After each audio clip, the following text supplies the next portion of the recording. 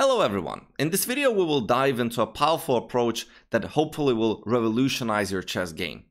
By focusing on identifying goals and recognizing imbalances in the position before considering specific moves, you will gain a deeper understanding of strategic planning. Take a look at this position in front of you where it's white to play. What would you play in this position and why?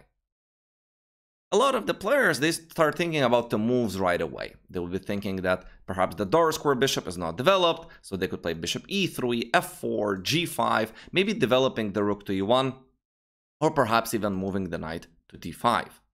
That is a wrong approach. What first we should notice is the imbalances that exist in the position, and what is it that we are better at, and what is it that our opponents are better at. In other words, we identify the strengths and weaknesses of white's and black's army.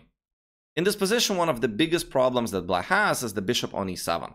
Because of white's space, which actually is space advantage, because these pawns are restricting the pawn moves from black side c6, d5, which would make the bishop good. You could just imagine if these pawns are turned back to c2, e2, and the black's pawns move c6, d5, then the black's bishop could just go to d6 or c5, and will be amazing, active, mobile bishop in the center.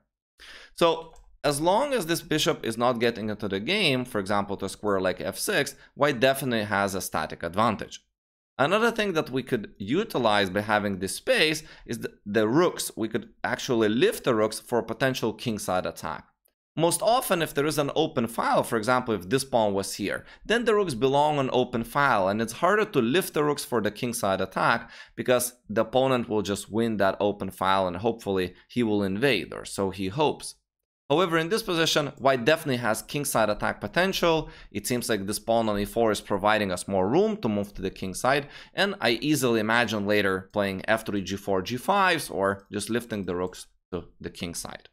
Now that we're aware of concretely why we're better, which is black's dark square bishop is bad because of our space advantage, and we have potential for kingside attack, we could choose moves.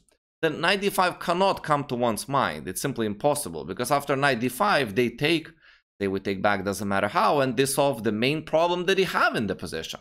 I've had students who are new to my lessons, they were rated 2000, and that was their suggestion. So as we go back, there are quite a few moves that we could play. I just want to make a comment that bishop g5 would also help black solve their problems. For example, they could play h6, queen g4 hitting the bishop, knight h5 probably trades the knight for the bishop later. The dark square bishop black gets to f6, and it seems like black is equalizing.